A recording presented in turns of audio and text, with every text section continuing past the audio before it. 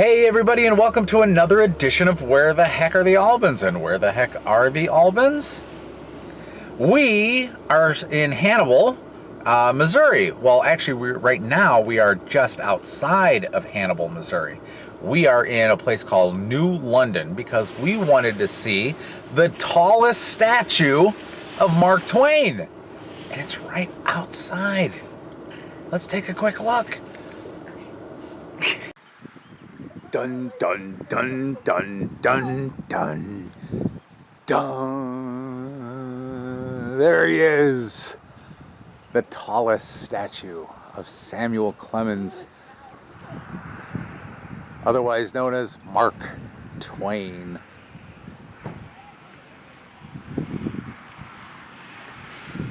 And this was built. It was built by Larry Coling for Clemens Landing in 1984. Clemens Landing is no more. And so they brought it here to this campground. And the name of the campground? Injun Joe's Campground. But they do have batting cages, miniature golf, seafood, barbecue, and restaurant. All right there. So, 2 blocks down is where the actual campground is. Injun Joe Campground. Look at him standing there, so majestic. Mr. Mark Twain.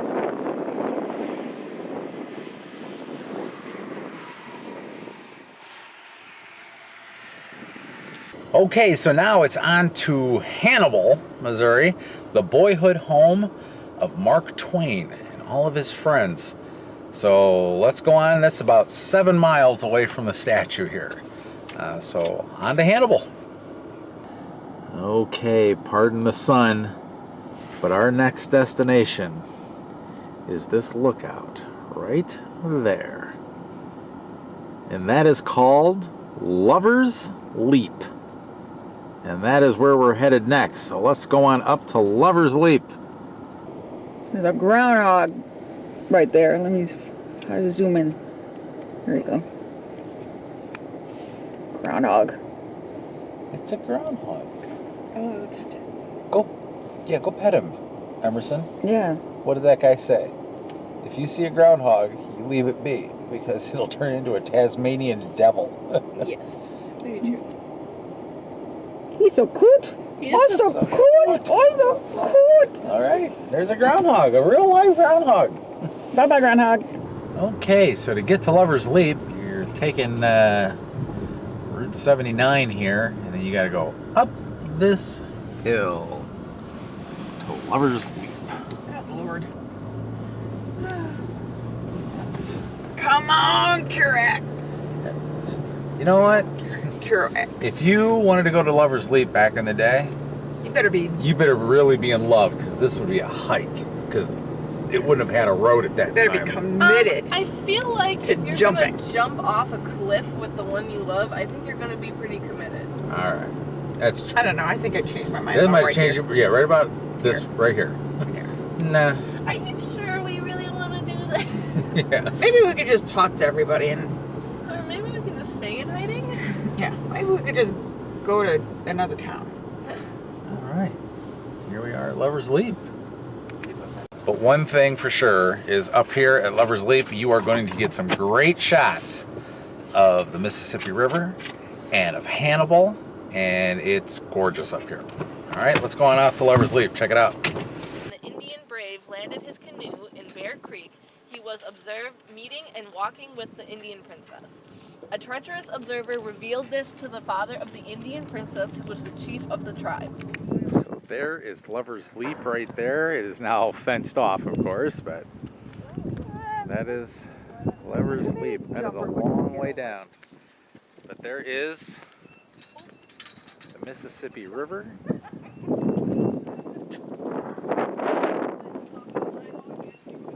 And that is the town of Hannibal, Missouri, right down there. And there is a famous lighthouse on the hill there, that's actually even mentioned in the book of Tom Sawyer.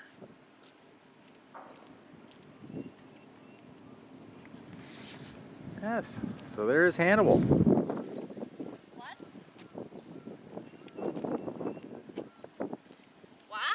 What? What? So Emerson was telling us the story of Lover's Leap. Walked away from me. Yeah, you were reading too slow.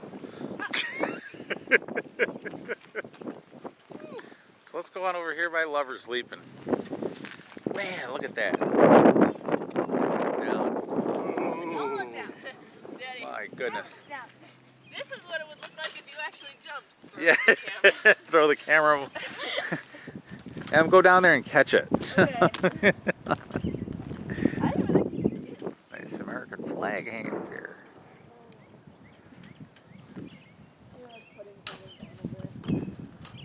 And this is in observance for 9/11. Is this flag that was placed here? Okay, so there's the peak of Lover's Leap, and when I was down there and I was showing you where we were gonna come up, see that road right there? We were right there at that crossroad. That's where, right where you see that tree right there.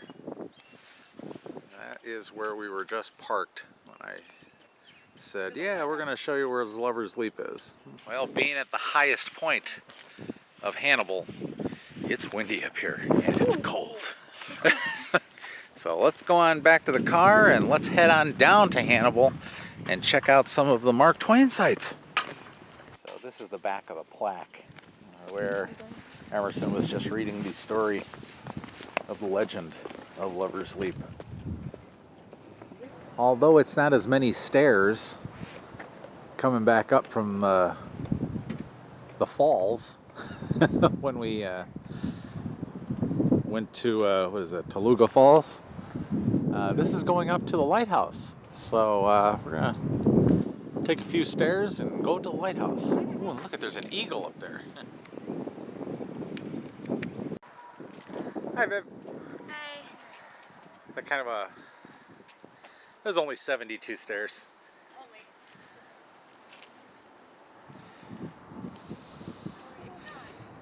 So there is the town of Hannibal. Get out of my way.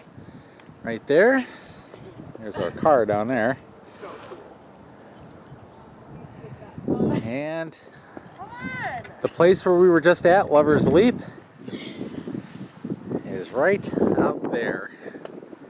Really? What's it, guys? Can't focus. I'm saving that picture forever. Right out there. That's Lover's Leap. All right, back down to the car. 72 stairs. There's a reason why we know that. I'll let you know when we get down to the bottom.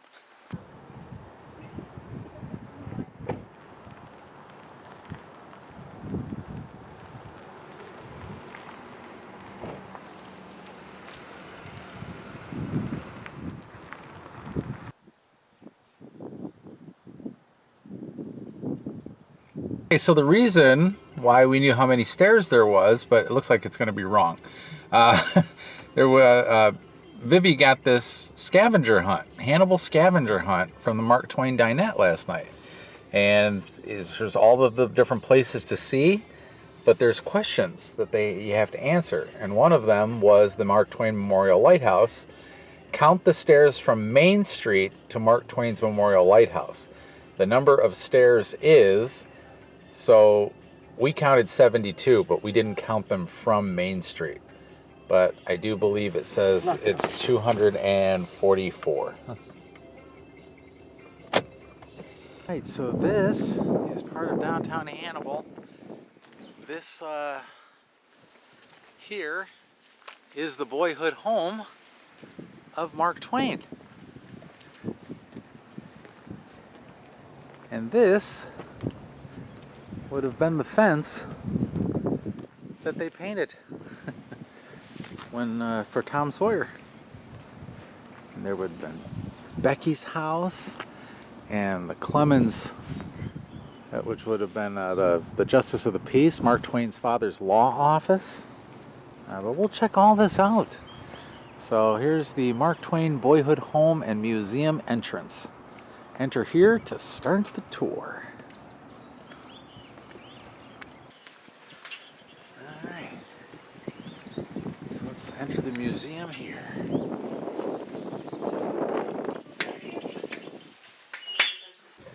Mark Twain, Remembrance of an American Past.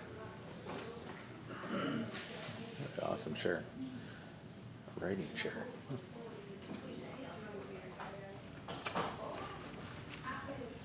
So Sam's parents moved from town to town in Tennessee and Missouri. Their family grew as their fortunes declined.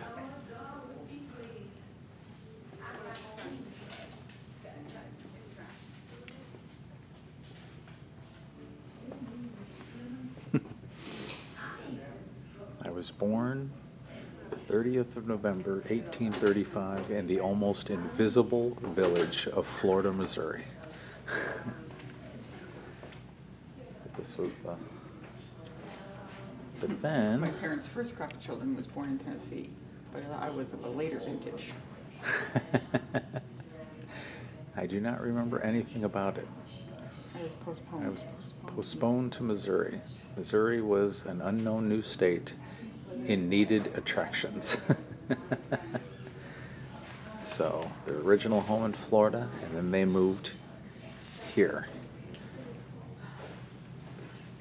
Vivian, do you know what Samuel Clemens' middle name is? Longhorn. Samuel Longhorn Clemens. How'd you like a name like that? No? She's got a long enough name. Yeah, you do have a long enough name. So this was a dress that was owned by his mother. And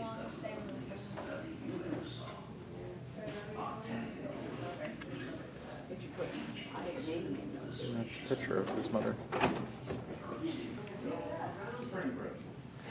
They do invite you to kind of touch everything in here because otherwise you'll miss some things. But these are, that's his drafting set, his glasses, and his watch.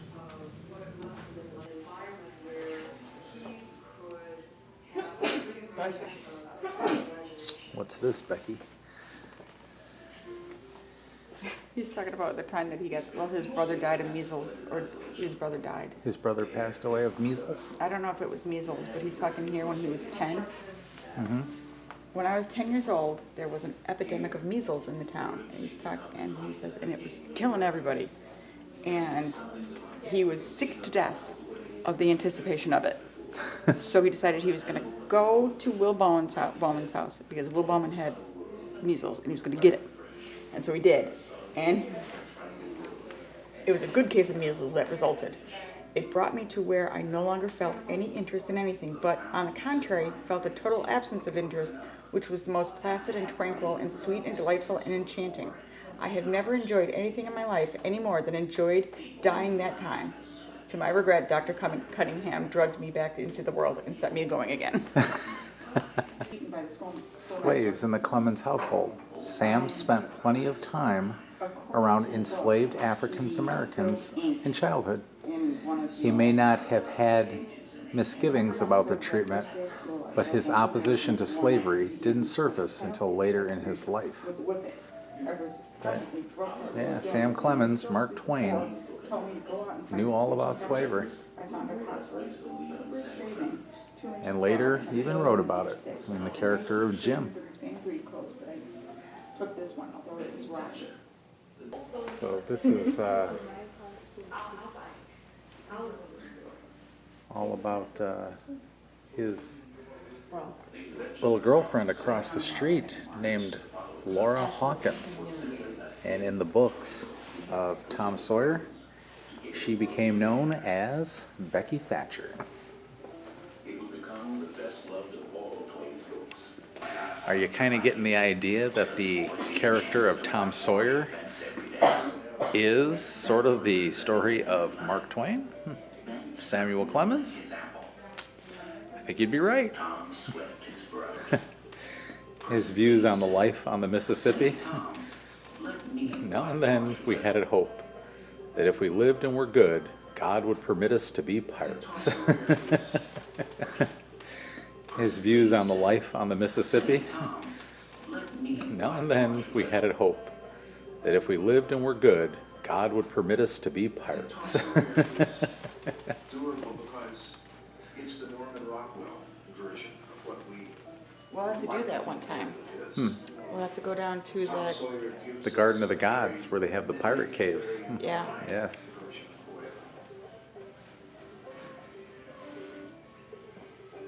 And it identifies boyhood as a specific time. That's right. In the life cycle of a person. Samuel Clemens worked in a print shop.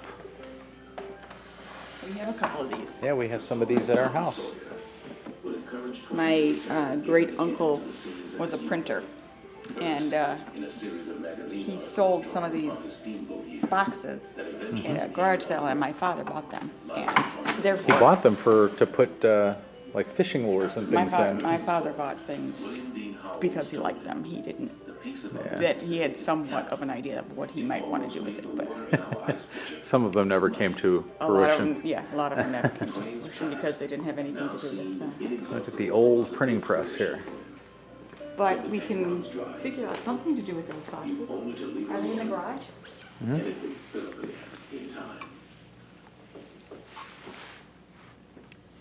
I like this fact. In 1853, Sam leaves Hannibal to seek his fortune.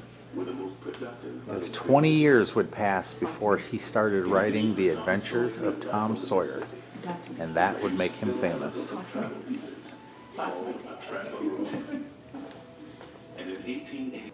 From 1857 to 61, he was a Mississippi riverboat pilot, which is where he penned the name Mark Twain. But he did have sadness in his life. His son was born in 1870, but as his daughter was born in 1872, his son passed away. So his first book was called Innocents Abroad, The New Pilgrim's Process. He then went on to write Roughing It, and then his first taste of fame came with The Adventures of Tom Sawyer.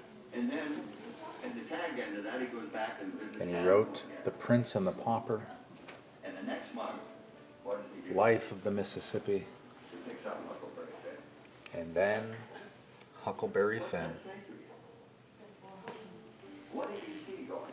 St. Joan of Arc, and then he wrote his autobiography. This is a model.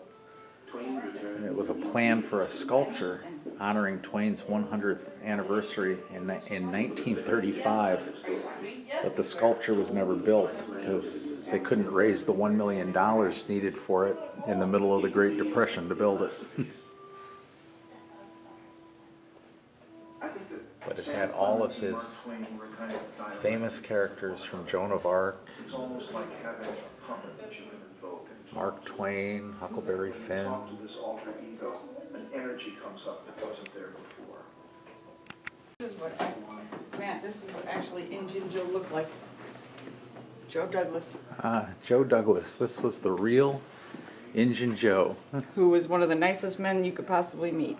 Yep. They say But he he- was the nicest man you could ever meet, but the reason he made him the bad guy in the story, and Samuel Clemens was not one to mince words. He just says it's because you're so ugly. Yes, he had, because he is half African American, half Native American, he was not well liked by the Osage tribe, and they tried to scalp him and leave him for dead. And a man found him and brought him to Hannibal and raised him, and he did get smallpox, and he did not stop scratching, so he was covered in smallpox, and he wore this really ugly red horse-haired wig because he was scalped. But he was a very nice man, according to real history. What's this? I don't know. And it's like kind of scary. Cordially hated and Laura dreaded Hawkins, the by very mothers first sweetheart I ever had, she figures in Tom Sawyer as Becky Thatcher. and Emerson. Was Tom Sawyer Mark Twain? If any man draws 50 characters, they are all himself. 50 shades. 50 moods of his own character. 50 shades. His 50 Shades? Tom Sawyer broke. Mark Twain wrote 50 Shades. So the many of Tom Sawyer's escapades were based on Twain's own boyhood. Twain expressed his moods and characters through many of the people in his novels. Mark Twain transformed his memories into literature through the power of his creative imagination. So we turn the corner and Mark Twain water. a Mark Twain. High and fine literature is wine, and mine is only water. But everybody likes water. There you go. So why not make him a water machine from Aquafina? That's brilliant. A Diet Pepsi has 12 ounces, so does a regular Pepsi. This also has 12 ounces, this and this. So there's water and also soda pop. So in here they do talk about all the things that actually happened in Samuel Clemens' life that wound up in the books.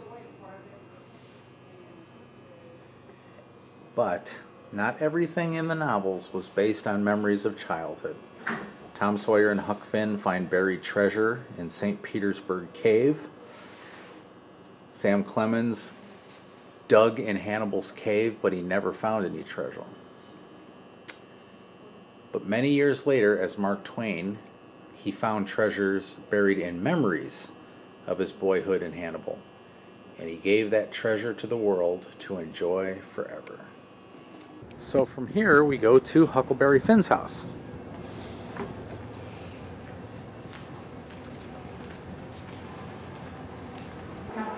So since at least 1885, this has been publicly identified as the home of Huck Finn. And this was well known within the living memory of the townspeople who were youthful companions in the escapades of Samuel Clemens and Tom Blankenship, who was actually Huck Finn.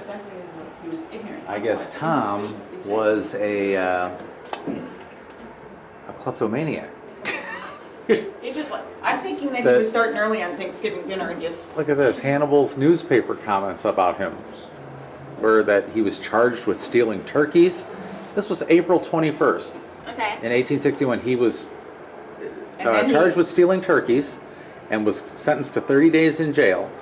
And then in June of the same year, at his old business, we understand that Tom Blankenship, who lay at the Palmyra jail nearly all winter for stealing turkeys, entered the garden of Mr. Trumbo in the west end of town Sunday night and stole all his onions. I think he was just starting early on Thanksgiving dinner. It might have been. Turkeys first, then onions. Yeah. But they're pretty sure that he's going to steal everything. They're like, what can he steal? Oh, we expect next to hear of his cabbaging all the garden vegetables in town, after which he will probably go out into the country and hook a few wheat and oat fields. What won't he steal? And then this is the other side of the house. So Kitchen. it looks like this would have been, yeah, this would have been the kitchen. Kitchen. Living room, bedroom, kitchen, living room slash bedroom slash dining room slash. No, dining room. Dining room's right here. So we've got dining room, kitchen area, prep, cleaning, all that kind of stuff. And then in here would have been living and bedroom. And then the bathroom's outside. And yes, of course, the bathroom is outside. And they were not very tall people, They were not. considering I can. Touch the ceiling. I can't. There is a warning right outside the door. And it does say low clearance. What's your clearance, Clarence? Emerson has opened, and it's just a hole sitting in there. So what do you There do? would have been a seat. You think? I think so. Okay, now we're on to Mark Twain's boyhood home.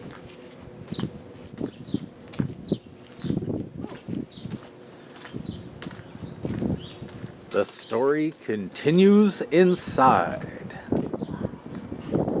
So continue here to view the home with Mark Twain. We enter the home. Welcome that. to me. Yeah. This would have been Me. the big dining room. The parlor. Smack my face right in there. And you can't go up the stairs. You just You gotta go around. This building presented to the city of Hannibal, May 17th, 1972, by Mr. and Mrs. George A. Mahan, is a memorial to Mark Twain. Mark Twain had a sweet tooth. These are the stairs, but there is another way to get up here because there is plexiglass here.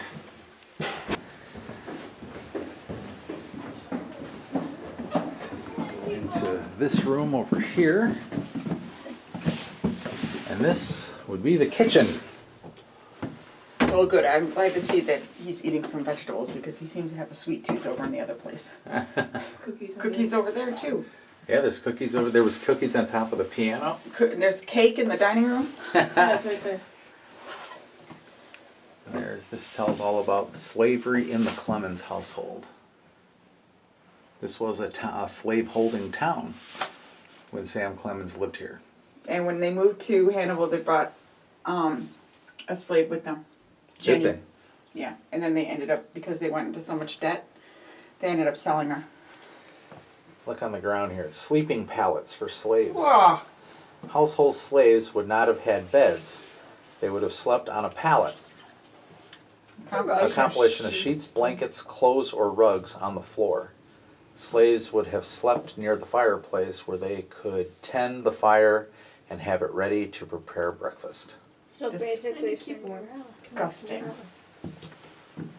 How sad. Okay, continue your tour up the stairs. Mark, I clearly saw you pulling. So, It's hard to do. this was an upstairs bedroom, and looks like someone's sneaking out the window there, a young Samuel Clemens. There's a smaller bed under the big bed. Yes, that's where his brother would have slept. They would have pulled that out. And then over here, Look at the. this would have been the, looks like it might be the master bedroom. That's where they go to the bathroom in the middle of the night. So they don't have to walk outside of the outhouse. So this was not the master bedroom. It wound up being Pamela's room. So his sister, and she had 7 children, but only 4 survived past childhood. That's true. This was the master bedroom? No. Or no? It's just gonna keep it closed. Oh, they just kept it closed. It's like a big closet. And there's toys and shoes and blankets. I feel like this one. And one last room to come in. This would have been the master bedroom. I just ran right into the glass wall here. I just clunk. I did that. But, And go upstairs. this was the master bedroom, so not very thick mattresses and stuff. So as you can see, that would have been stuffed with horsehair and hay and feathers and all sorts of stuff like that.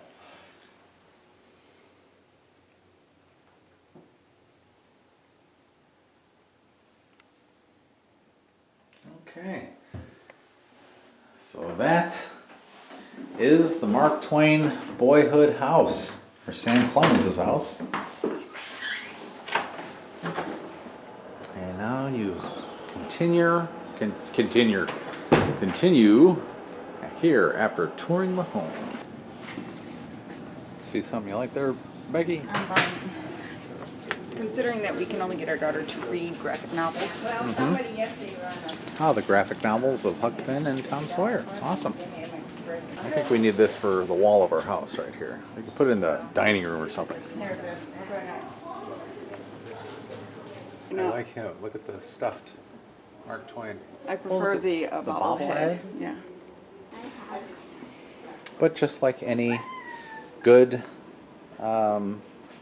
gift shop, coffee mugs, shot glasses. Tiny.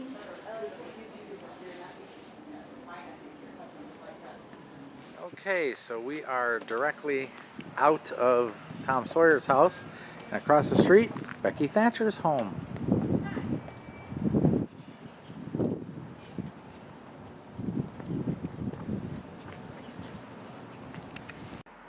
And that is where we are going to end today's vlog. Way too much to see. So the next vlog will be Becky Thatcher's house, more of downtown, Samuel Clemens' father's law offices, and then we'll have, I don't know if that'll be just one vlog, and then we'll do another vlog for the museum, because the museum is out of this world. Fantastic stuff.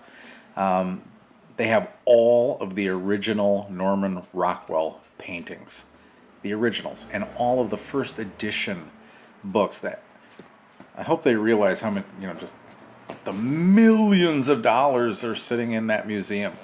So I hope they're well insured. But yeah, so that's going to do it for today. As always, if you liked what you saw, please give us a big thumbs up. Don't forget to subscribe down below, and we will see you guys next time on Where the Heck Are the Albans? Bye-bye, everyone.